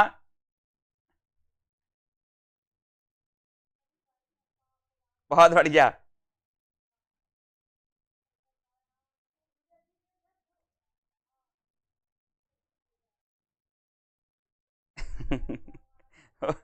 निम्न में से कौन सा काव्य ग्रंथ नहीं है, तो ये नहीं माना जाता रसक रंजन। कौन सा नहीं माना जाता, रसक रंजन, यानी सी नंबर आपका बिल्कुल सही है, सी आपका सही है। ठीक है, आप सभी लोग उत्तर देंगे, है ना, सी नंबर रसक रंजन आपका बिल्कुल सही हो जाएगा। ठीक है, अब यहां पर आते हैं, यहां पर आते दोस्तों, रसक रंजन काव्य ग्रंथ नहीं है, तो ये भारत भारती राष्ट्रकवि मैथिली शरण गुप्त द्वारा 1912 में रचित काव्य ग्रंथ भारत भारती है। ठीक है, जिसमें गुप्त जी ने देश प्रेम एवं राष्ट्रीयता की स्वर दिया है और इसी कारण भारत भारती रचना को अंग्रेजी सरकार द्वारा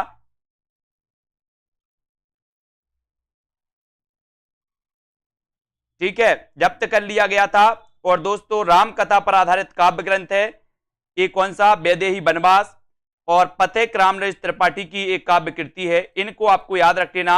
बात कर लेते हैं दोस्तों, काहे कि अब आपको बात करना है साकेत महाकाव्य का सर्वाधिक मार्मिक सर्ग आपसे पूछा गया, तो ये उत्तर सभी लोग कमेंट में उत्तर बताएंगे अब। ठीक है, उत्तर आपको बताना है और भी दूसरे कमेंट आपके नहीं आने चाहिए अब। ठीक है, साकेत महाकाव्य का सर्वाधिक मार्मिक सर्ग क्या होता है, तो उत्तर चला जाता है, कौन सा है दोस्तों, नवम।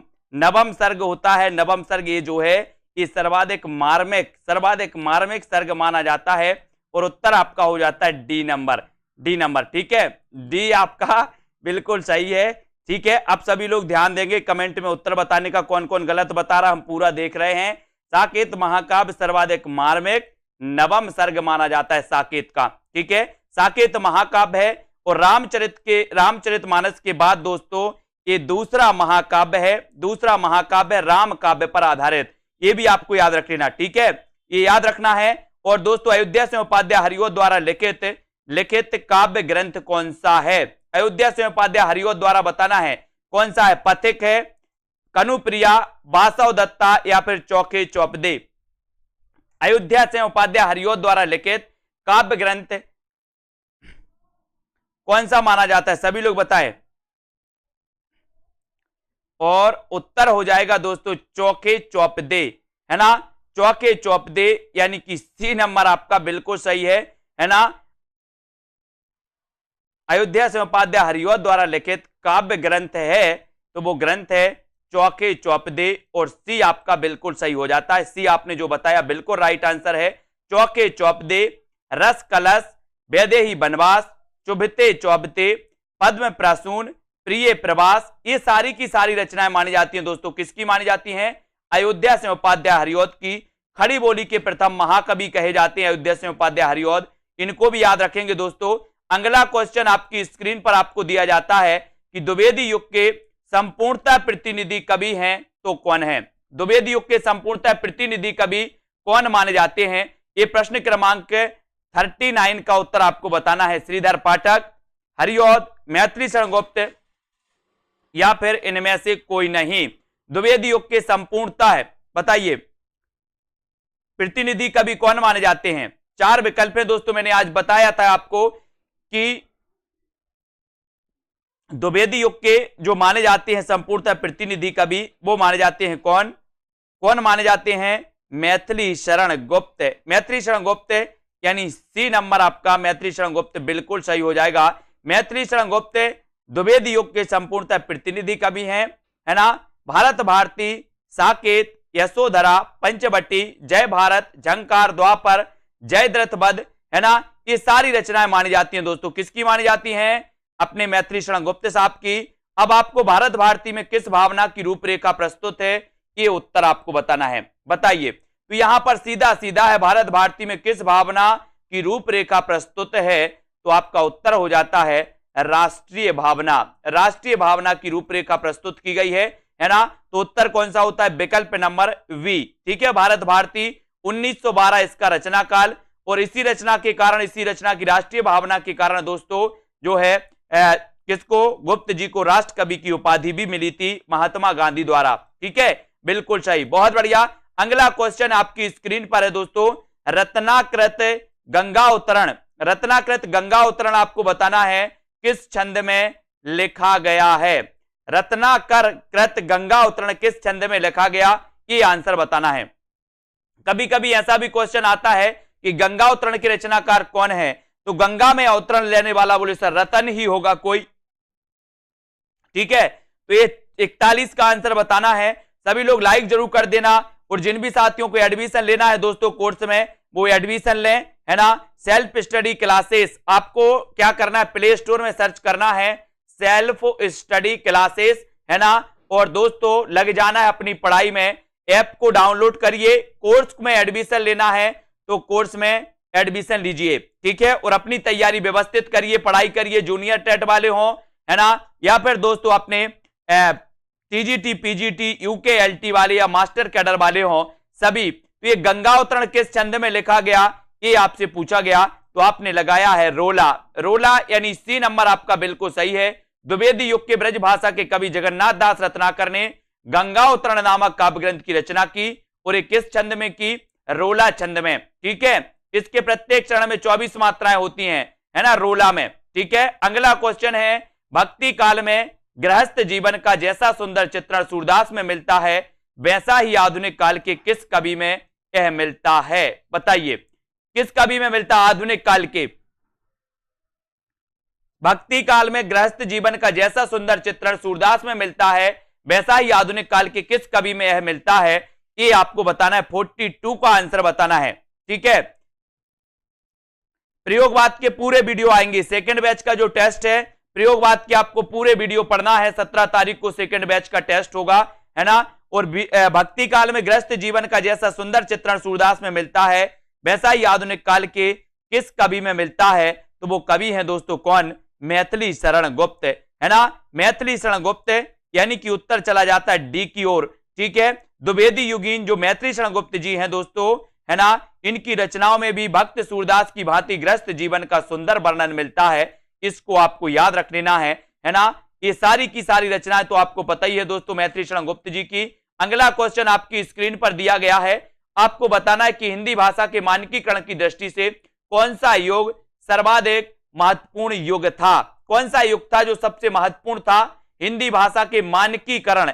आपने देखा होगा दोस्तों कि खड़ी बोली की जो पूर्ण प्रतिष्ठा हुई वो हुई कब हुई? द्विवेदी युग में, है ना। काव्य की रचना, काव्य की भाषा भी बन गई, है ना, और दोस्तों गद्य की भाषा भी बन गई। कौन सी? खड़ी बोली। आपने देखा होगा। तो यहां पर आपका बिल्कुल सही आंसर हो जाएगा कि हिंदी भाषा के मानकीकरण की दृष्टि से कौन सा युग सर्वाधिक महत्वपूर्ण युग था, तो वो युग था द्विवेदी युग। कौन सा युग था? द्विवेदी युग। और बी नंबर आपका द्विवेदी युग बिल्कुल सही हो जाता है, राइट हो जाता है। ठीक है, याद रखोगे हिंदी भाषा के मानकीकरण की दृष्टि से दोस्तों द्विवेदी युग सर्वाधिक महत्वपूर्ण युग था। इसका श्रेय पूरी तरह से आचार्य महावीर प्रसाद द्विवेदी को जाता है, सरस्वती पत्रिका को है।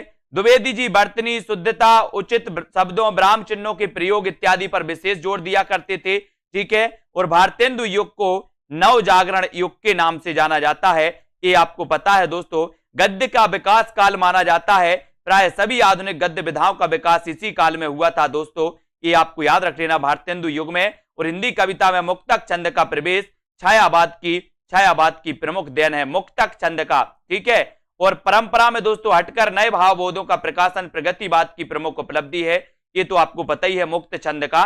ठीक है, किसान के रचनाकार कौन है? किसान, बताइए किसान के रचनाकार कौन है? 44 का उत्तर सभी लोग लाइक करेंगे। जो भी हमारे साथी हैं दोस्तों, यूपी टेट का भी नोटिफिकेशन आ गया, आप बढ़िया तैयार करिए, है ना। यूपी टेट में जो हिंदी पूछी जाती है, हिंदी की रचनाएं पूछी जाती हैं, उन रचनाओं को मैंने बहुत अच्छे से याद करवाया है, आप लोग पढ़ते रहिए। उन रचनाओं में दोस्तों किसान के रचनाकार आपको बताना है, तो किसान के रचनाकार माने जाते हैं कौन? बोले सर किसान मैथी बोता है। क्या बोता है गीतिका जी? मैथी बोता है, मैथी, है ना। तो मैथी से बनेगा मैथिली शरण गुप्त। किसान के रचनाकार हैं मैथिली शरण गुप्त, क्योंकि किसान मैथी बोता है तो मैथिली शरण गुप्त, यानी ये नंबर आपका बिल्कुल सही हो जाएगा। ये आपका सही है।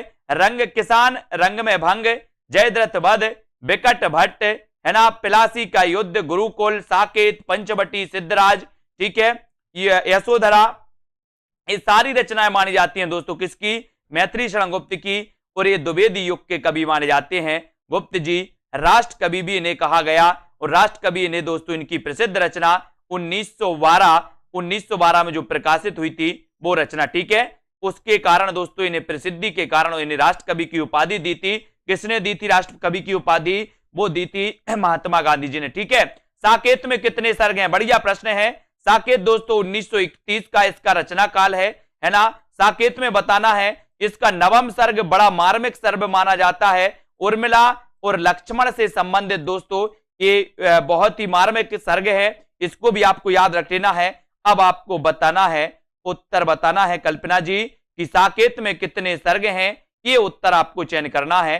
चयन करिए सभी लोग, साकेत में कितने सर्ग हैं ये आपको बताना है। 4 विकल्प हैं, 15, 11, 7 या फिर 12।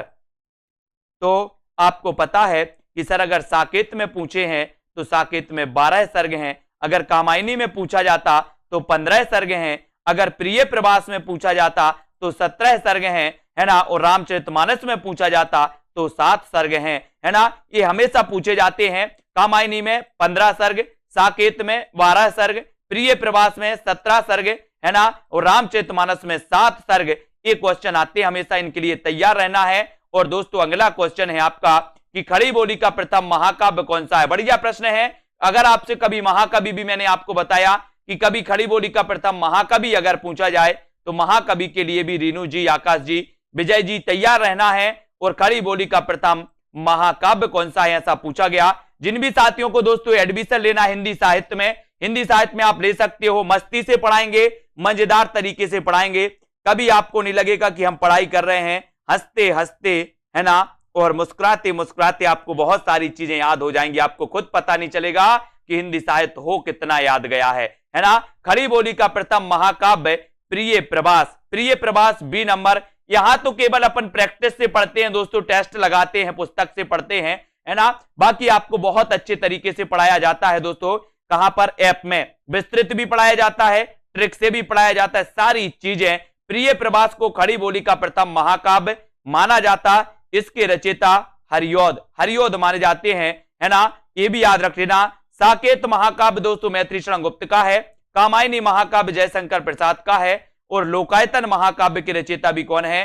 सुमित्रानंदन पंत, जिन्हें प्रकृति का चितेरा कवि कहा जाता है, जिन्हें दोस्तों जो है इनकी रचना जो पल्लव है, जिसे छायावाद का घोषणा पत्र कहा जाता है, पल्लव को छायावाद का मैनिफेस्टो कहा जाता है। अब अगला क्वेश्चन जो आपको बताना है वो क्वेश्चन यहां पर आता है कि क्षत्रिय उठो अब तो कुयस की कालीमा को मैट दो, है ना। निज देश को जीवन सहित तन मन धन, है ना, तथा धन भेंट दो। वैस्यो सुनो व्यापार सारा मिट चुका है, देश का सब धन विदेशी हर रहे हैं, पार है क्या किलेश का। ये उपर्युक्त पंक्तियों के रचनाकार कौन माने जाए? ऐसी कौन बात करेगा दोस्तों अंग्रेजों के समय? ऐसी कौन बात करेगा जिसमें दम होगी? जो राष्ट्र की दोस्तों राष्ट्र भावना से लिखेगा वो ही करेगा, है ना। तो राष्ट्र भावना से लिखने वाले जो कवि थे वो कवि थे कौन? कौन थे? मैथिली शरण गुप्त। यानी कि आपका उत्तर बी नंबर मैथिली शरण गुप्त बिल्कुल सही हो जाएगा। उपर्युक्त पंक्तियों के रचनाकार मैथिली शरण गुप्त जी। भारत भारती रंग में भंग विकट केल इनकी अन्य रचनाएं हैं तथा ये राष्ट्र कवि के पद पर आसीन है ना। ये तो बिल्कुल सही है, ठीक है। प्रिय की सुदिसी ए सरिताएं ए कानन कांतार, है ना। सुसज्जित में तो नहीं किंतु है मेरा हृदय किसी प्रियतम से परिचित, जिसके प्रेम पत्र आते हैं प्रायः सुख संवाद सन्निहित। उपर्युक्त काव्य पंक्तियां, ये काव्य पंक्तियां किस कवि की हैं बताइए? ये काव्य पंक्तियां आपको चयन करना है। अयोध्या से उपाध्याय हरिऔध की हैं, रामनरेश त्रिपाठी या फिर लाला भगवान दीन की। ऐसे कौन से साथी हैं दोस्तों जिन्होंने अभी तक सेल्फ स्टडी क्लासेस का ऐप डाउनलोड नहीं किया? आप ऐप डाउनलोड करिए दोस्तों। जल्दी दोस्तों फ्री आपके लिए टेस्ट सीरीज चलाई जानी है ना। हिंदी साहित्य की दोस्तों रोज अपन 20 क्वेश्चन की एक टेस्ट सीरीज में तैयार करवा रहा हूं। वो तैयार आपको रोज एक फ्री सभी के लिए उपलब्ध होगी। रोज 20 क्वेश्चन की टेस्ट सीरीज आपको करवाई जाएगी, है ना। तो जिन भी साथियों ने सेल्फ स्टडी क्लासेस का ऐप डाउनलोड नहीं किया वो जरूर कर लें, फायदा ही होगा आपके लिए, है ना। जिनको कोर्स में एडमिशन लेना वो कोर्स में एडमिशन लेकर के पढ़ सकते हैं।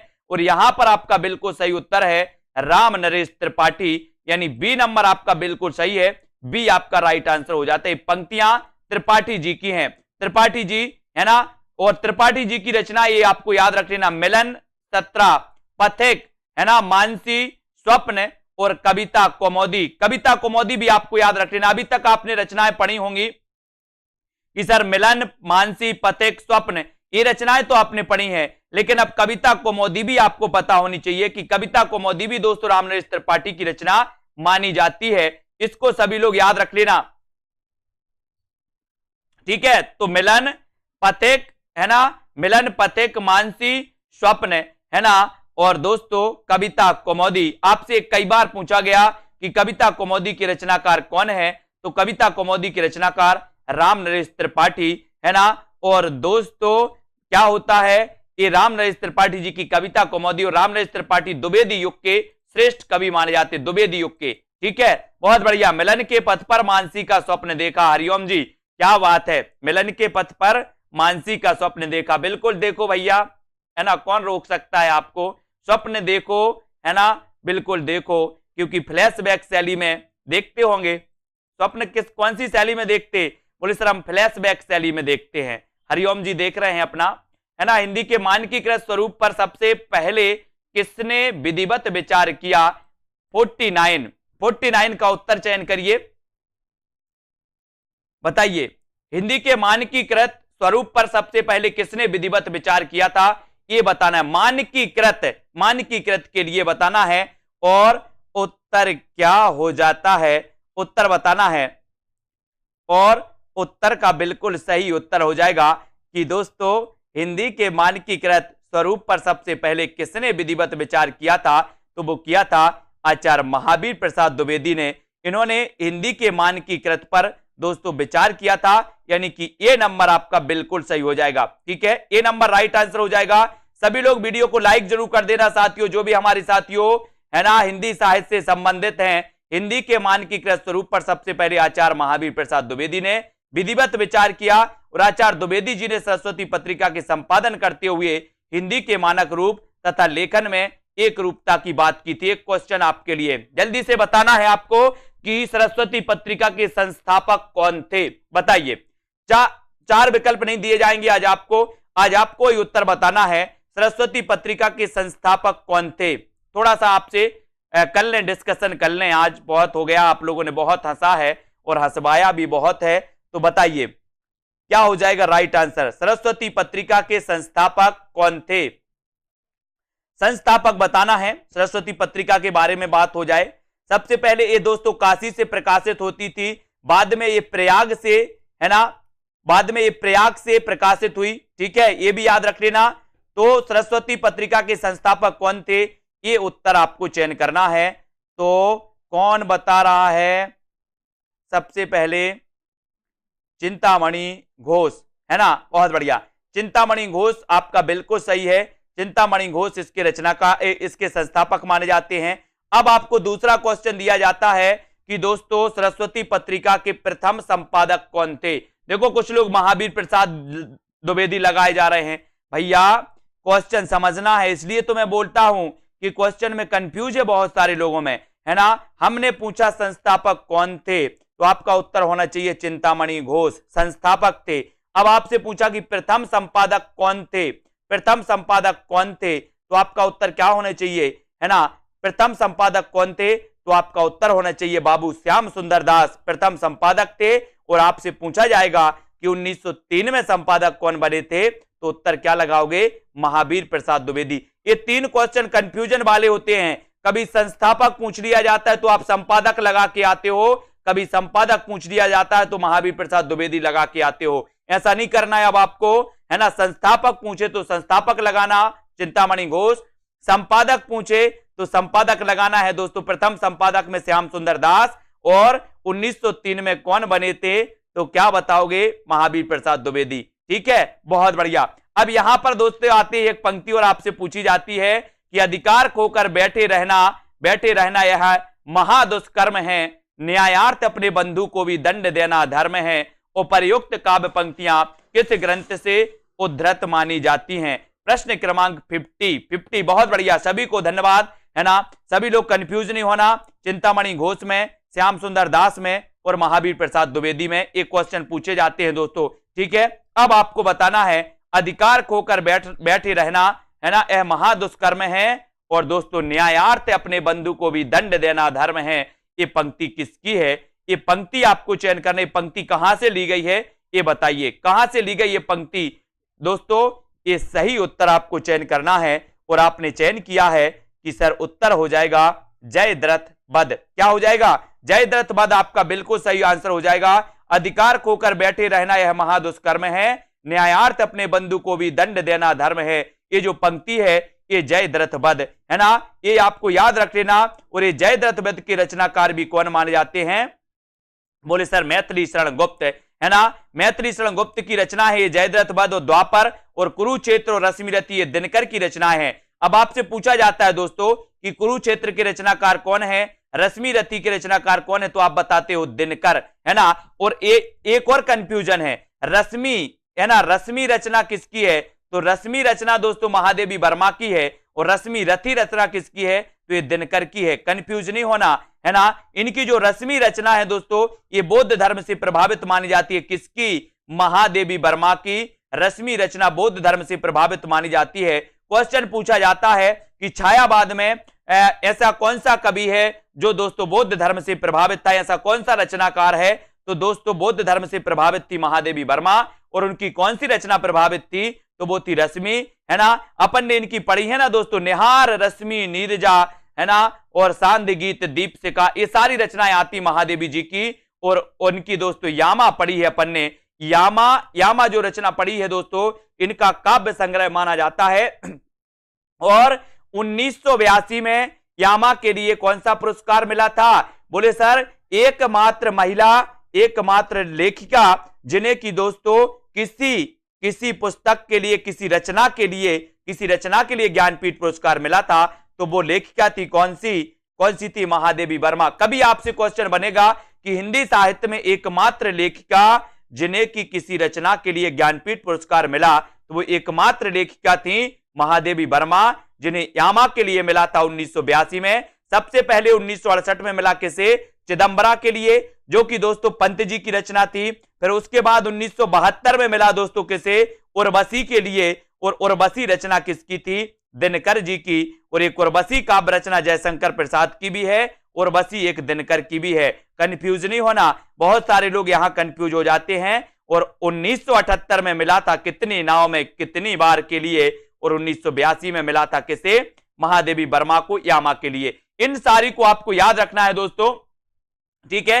हम कौन थे, क्या हो गए और क्या होंगे अभी, आओ विचारें आज मिलकर ये समस्याएं सभी। उपर्युक्त काव्य पंक्तियां किस कवि की मानी जाती हैं? बताइए। 4 विकल्प हैं। प्रश्न क्रमांक 51 का आंसर आपको चयन करना है कि हम कौन थे, क्या हो गए और क्या होंगे अभी। ये पंक्ति किसकी है? ये पंक्ति सभी लोग बताना है और उत्तर क्या हो जाएगा। ये पंक्ति कहां से ली गई दोस्तों? और ये पंक्ति आपने बहुत बढ़िया तरीके से बताया है कि सर ये जो पंक्ति है, ये पंक्ति मैथिली शरण गुप्त की है। यानी कि बी नंबर आपका मैथिली शरण गुप्त बिल्कुल सही आंसर है। जिन भी साथियों ने बताया उनका आंसर बिल्कुल सही है ना। बी नंबर आपका राइट आंसर। हम कौन थे, ये समस्याएं, है ना, सभी बाग की पंक्तियां मानी जाती हैं दोस्तों गुप्त जी की। और प्रकाशन काल की दृष्टि से मैथिली शरण गुप्त के काव्य ग्रंथों का सही अनुक्रम आपको बताना है। बताइए। प्रश्न क्रमांक 4, और 4 में आपको पता है, 4 में बताना है दोस्तों आंसर क्या हो जाएगा। मैथिली शरण गुप्त के काव्य ग्रंथों का सही अनुक्रम चयन करना है। जो भी हमारे साथी जूनियर टेट एग्जाम की तैयारी कर रहे हैं, मैं एक लास्ट में बहुत अच्छी टिप्स भी दूंगा, है ना। पढ़िए और निरंतर अध्ययन करिए। ये क्लास रोज अपनी 9 बजे होती है दोस्तों, हिंदी साहित्य की, कंटिन्यू 1 साल से चल रही है और 1 साल तक आगे तक चलती रहेगी, ठीक है। पढ़ते रहिए। जिन भी साथियों को कोर्स में एडमिशन लेना, कोर्स में एडमिशन लीजिए। मात्र 1200 रुपए कोर्स की प्राइस अपन ने रखी है, जो दोस्तों सभी के लिए ज्यादा नहीं है ना, क्योंकि 3-3, 4-4 हजार आपको हिंदी साहित्य में लग रहे हैं। लेकिन दोस्तों ये अपना क्या चलता है यहाँ पर, बोले सर सुदामा पांडे का प्रजातंत्र चलता है, ठीक है। तो 1200 रुपए में आप दोस्तों आज ही एडमिशन लें और बढ़िया तरीके से अपनी पढ़ाई चालू कर दें, जहां पर आपको टेस्ट भी, व्याकरण भी, है ना, ट्रिक भी, विस्तृत अध्ययन भी, सब कुछ, ठीक है। प्रकाशन काल की दृष्टि से मैथिली शरण गुप्त के काव्य ग्रंथों का सही अनुक्रम क्या है? तो अनुक्रम है जयद्रथ वध, पंचवटी, यशोधरा और विष्णुप्रिया। ये इनकी दोस्तों क्रम माने जाते हैं। जयद्रथ वध 10, पंचवटी 25, यशोधरा 32, है ना, और विष्णुप्रिया 57, ये माने जाते हैं। तो इनके लिए तो बोले सर हम तैयार थे पहले से, है ना। तो ये याद रख लेना दोस्तों। कभी कभी जयद्रथ वध की रचनाकार कौन है? तो मैथिली शरण गुप्त। पंचवटी की रचनाकार कौन है? मैथिली शरण गुप्त। यशोधरा किसकी रचना है? तो यशोधरा ये खंड काव्य माना जाता है, इसको भी याद रख लेना है, ठीक है। अब यहां पर याद रखेंगे कि विष्णुप्रिया की रचनाकार कौन है? तो विष्णुप्रिया याद रख लेना। कई बार दोस्तों कंफ्यूज होते लोग, बोले सर रसिक प्रिया केशव दास, है ना, रसिक प्रिया केशव दास। और दोस्तों विष्णुप्रिया ये दोस्तों मैथिली शरण गुप्त की कवि प्रिया की रचनाकार भी कौन माने जाते हैं? केशव दास, ठीक है। बहुत बढ़िया तरीके से दोस्तों आज अपने पढ़ा, है ना। अब आपके लिए थोड़े से कुछ मैं पूछ लेता हूं। आज अपन ने द्विवेदी युग के बारे में पढ़ दिया है। द्विवेदी युग के कुछ और प्रश्न हैं जिनके बारे में अपन यहां पर चर्चा करेंगे, है ना, कि द्विवेद खड़ी बोली का पहला महाकाव्य कौन सा है? तो ये तो आपको पता ही है, प्रिय प्रवास है, सभी को पता है, ठीक है। मैथिली शरण गुप्त के दोस्तों रचनाओं में इनकी रचनाएं दोस्तों ली जाती हैं कि चुभते चौबते हैं इनकी, पद्म प्रसून है, चौके चौपदे। एक क्वेश्चन आपके लिए है, आपको बताना है कि अयोध्या से उपाध्याय हरिऔध की प्रथम रचना कौन सी थी? अयोध्या से उपाध्याय हरिऔध की प्रथम रचना कौन सी थी? जल्दी से बताइए। ये महाकवि कहे जाते हैं, खड़ी बोली के प्रथम महाकवि। चयन करिए और कमेंट में लिखिए फटाक से। देखते हैं सबसे पहले कौन उत्तर बताता है। अयोध्या से उपाध्याय हरिऔध की प्रथम रचना कौन सी थी? कमेंट में लिखना है। भारत भारती तो सभी को पता है, लेकिन हरिऔध के बारे में आपको बताना है कि कौन सी रचना प्रथम थी। प्रथम कौन सी थी ये बताइए। और प्रथम रचना के बारे में पूछा गया तो प्रथम रचना कौन सी थी हरिऔध जी की? बताइए। मंजू यादव जी, रविंद्र जी, करम संधू जी, रश्मि सिंह जी बताइए, सुनील शर्मा, सीता देवी जी, बहुत बढ़िया आंसर आया है। कुछ लोग रस कलश बता रहे हैं, रस कलश नहीं बताना है, अपन को बताना है दोस्तों अयोध्या से उपाध्याय हरिऔध की जो रचना थी वो रचना कौन सी थी? कृष्ण शतक। कौन सी रचना थी? कृष्ण शतक। इसको याद रखेंगे, कृष्ण शतक रचना थी दोस्तों किसकी? अयोध्या से उपाध्याय हरिऔध की, और ये प्रथम रचना मानी जाती है इनकी, ये आपको याद रख लेना है। ठीक है, बहुत बढ़िया, सभी लोगों ने राइट आंसर बताया है। रस कलश नहीं थी इनकी पहली, इनकी पहली थी कृष्ण शतक। याद रख लेना, कंफ्यूज नहीं होना, कृष्ण शतक इनकी प्रथम रचना थी हरिऔध जी की। इन्हें कवि सम्राट भी कहा जाता है। इन्हें क्या कहा जाता है? कवि सम्राट। कवि सम्राट की उपाधि दी गई थी दोस्तों नागरी प्रचारणी सभा द्वारा, है ना, किसे? अयोध्या से उपाध्याय हरिऔध को। याद रख लेना हरिऔध जी के बारे में। और दिवस का अवसान समीपता, गगन था कुछ लोहित हो चला, किस कवि की पंक्तियां हैं? बताइए, दिवस का अवसान समीपता, गगन था कुछ लोहित हो चला, किस कवि की पंक्तियां हैं? ये आपको चयन करना है। कल सुबह 9:30 बजे पूरा द्विवेदी युग की एक पूरी क्लास आएगी दोस्तों, सुबह 9:30 बजे मैराथन क्लास आएगी, है ना, उसको भी आप देखें। पूरा द्विवेदी योग के लिए आपको प्रेषित किया जाएगा, एक बार में द्विवेदी योग को कंप्लीट करिएगा। ठीक है, जितने भी महत्वपूर्ण प्रश्न होते हैं सुबह 9:30 बजे जो क्लास आती है उसके दौरान। ठीक है, तो दिवस का अवसान समीपता, गगनता कुछ लोहित हो चला, ये पंक्तियां पूछी जाती हैं। तो बोले सर ये पंक्तियां तो हैं हरिऔध की। किसकी हैं? हरिऔध, अयोध्या से उपाध्याय हरिऔध की है। दिवस का अवसान समीपता, गगनता कुछ लोहित हो चला, ये पंक्ति हरिऔध की है, और उत्तर हो जाता है ए नंबर। ठीक है, ये जिन्होंने बताया खड़ी बोली का प्रथम महाकाव्य। लेकिन दोस्तों इस प्रिय प्रवास के लिए रामचंद्र शुक्ल ने महाकाव्य नहीं माना, है ना, ये प्रिय प्रवास खड़ी बोली का प्रथम महाकाव्य। लेकिन अगर कभी आपसे पूछा जाए कि ये दोस्तों रामचंद्र शुक्ल ने इसे महाकाव्य नहीं माना, सभी लोग लाइक जरूर करेंगे। और दोस्तों ऐप जरूर डाउनलोड कर लें, सेल्फ स्टडी क्लासेस। ठीक है, आपको क्या करना है? आपको दोस्तों क्या करना है? प्ले स्टोर में सर्च कर लेना है सेल्फ स्टडी क्लासेस। ठीक है, तो आप सेल्फ स्टडी क्लासेस अगर डाउनलोड कर लेते हो तो दोस्तों आपके लिए कोर्स भी लॉन्च किया गया हिंदी साहित्य का, बहुत ही अच्छा, सबसे अच्छा कोर्स अभी तक आपको कहीं नहीं मिलेगा। ऐसा कोर्स दोस्तों सब तरीके से आपके लिए बहुत अच्छा रहेगा। दोस्तों बहुत सारे स्टूडेंट को ऐप डाउनलोड नहीं करते बन रहा है, या फिर कर भी लिया है तो कोर्स भी नहीं देख पा रहे हैं। तो मैं आज उनको बता दूं कि ये जो सेल्फ स्टडी क्लासेस इस प्रकार से जब आप प्ले स्टोर से करते हैं तो ये आपका वेल जो है आइकन उसमें लगा हुआ है ना, तो इस प्रकार से सेल्फ स्टडी क्लासेस आपको सर्च करना है और ऐसे आइकन में आपको ऐप मिलने वाला है। ठीक है, तो दोस्तों हम देखें कि प्ले स्टोर में आपको इस प्रकार से दिखेगा ये सेल्फ स्टडी क्लासेस। ठीक है, ये प्ले स्टोर में आपको सेल्फ स्टडी क्लासेस का ऐप दिखने वाला है। ठीक है, ये इमेज उसमें डली है, ये आइकन, ये लोगो उसमें डला है। ठीक है, अब दोस्तों इसको इंस्टॉल करना है, यहां से आप इंस्टॉल करेंगे। ठीक है, अब इंस्टॉल करेंगे तो वहां पर आपको नंबर मांगेगा, जीमेल नंबर मांगेगा, तो आपको ओटीपी आएगा, तो आप रजिस्टर करके आगे बढ़ेंगे।